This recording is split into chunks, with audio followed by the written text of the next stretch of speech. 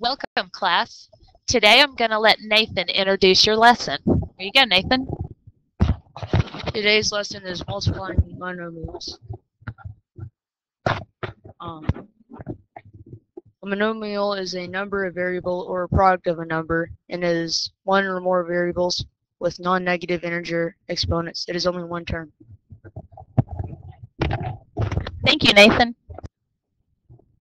Okay, so let's start in with the first part of your lesson. First thing you're going to be asked to do is just to recognize whether something is a monomial or not. We're going to write yes or no, and then an explanation if it's a yes or a no. First one, number 21 here, it says 122. Well, this is a monomial because it's a single term and it's a constant. So it's going to be a yes because it is a constant. All right, 22, we have 3 times a to the 4th. Now, if you think about our definition, it's a product of a number and one or more variables, and that's exactly what this is, the product of a number and one or more variables. So this is a yes because it is the product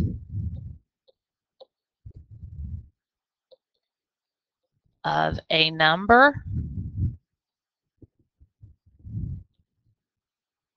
and a variable. And of course, our integer, our exponent, is non-negative. It's a positive. 23. Now, you see the little plus in between? When you see addition or subtraction or something like, one of those two in between two terms, that's an automatic no because now we have two terms, like I just said. So this is a no because addition and two terms.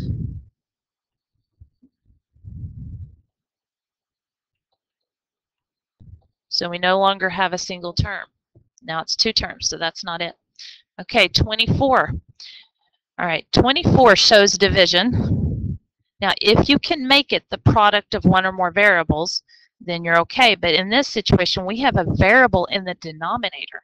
If you have a variable, the h, in your denominator, it's a no. And the reason is because there's a variable in the denominator. So no, because a variable is in the denominator.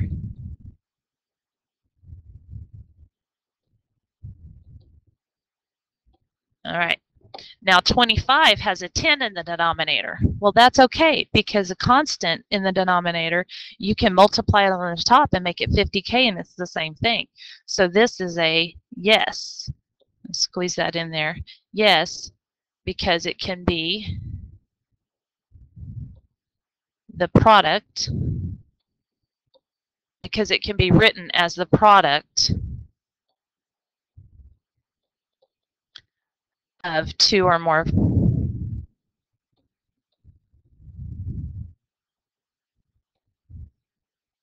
variables or numbers or something along that line. But it's yes because it can be written as a product of a number and a variable, not two or more. Well, either way, that's fine. Okay, get myself tongue-tied. 26 is going to be the same as 23. It's going to match right there. We have an addition in between, so that's two terms. Cannot have two terms. All right, now let's go into the fun part. This is, and I really mean that, this is kind of fun. Simplifying monomials.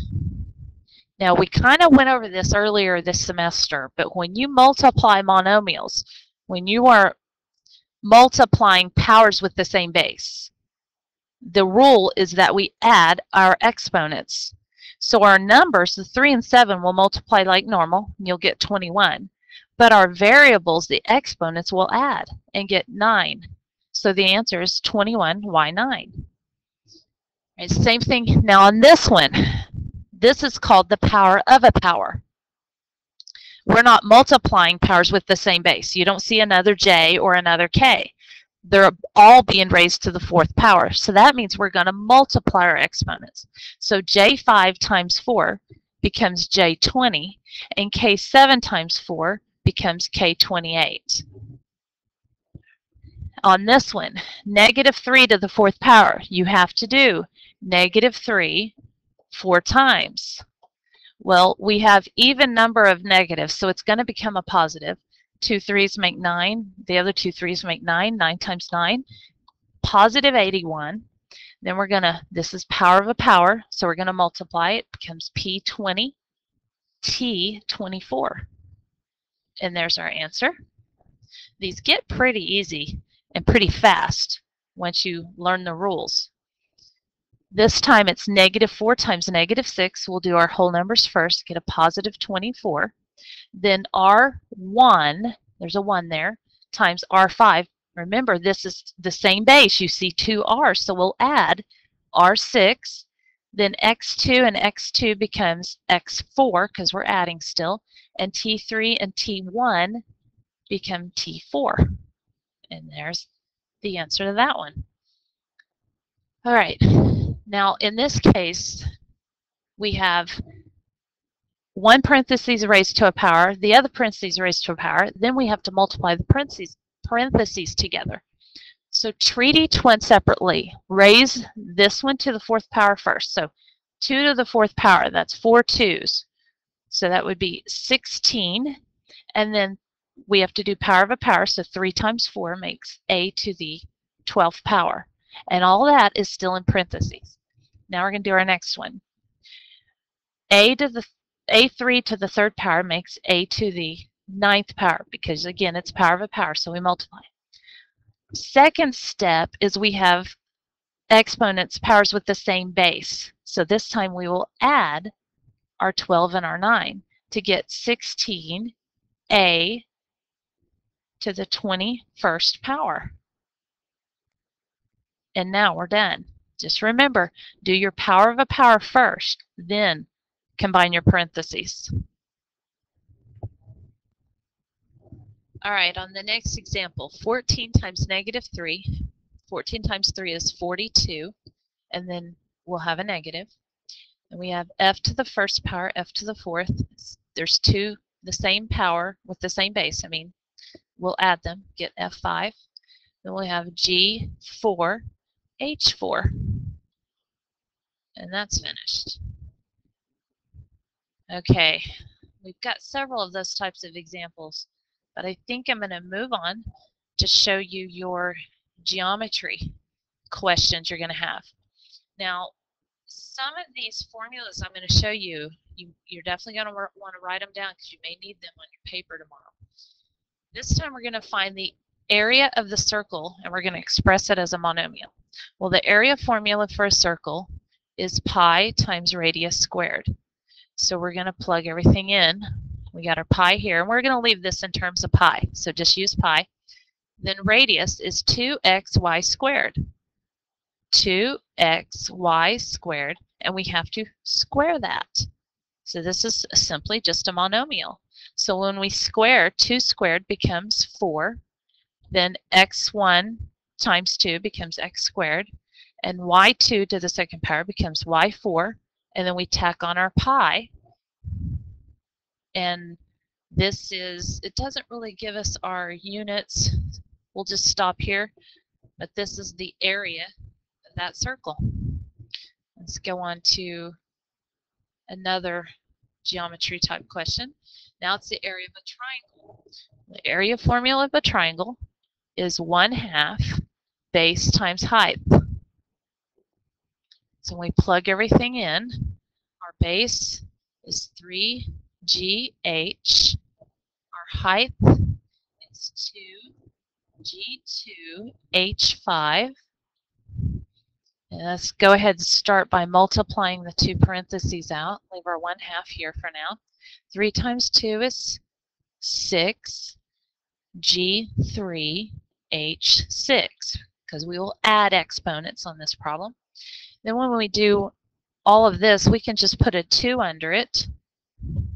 We'll have 6 G3H6 divided by 2. Now, when you have a whole number that's being divided by 2, you can go ahead and work that out. 6 divided by 2 makes 3. Our exponents and our variables will just stay here. We're not dividing, we're not dividing them by 2. And there's our answer. So we're all done. You can divide your whole number by 2, but not your exponents. Okay, and then we're going to do some volume now. Of course, the volume of a prism is length times width times height. So that should be pretty simple.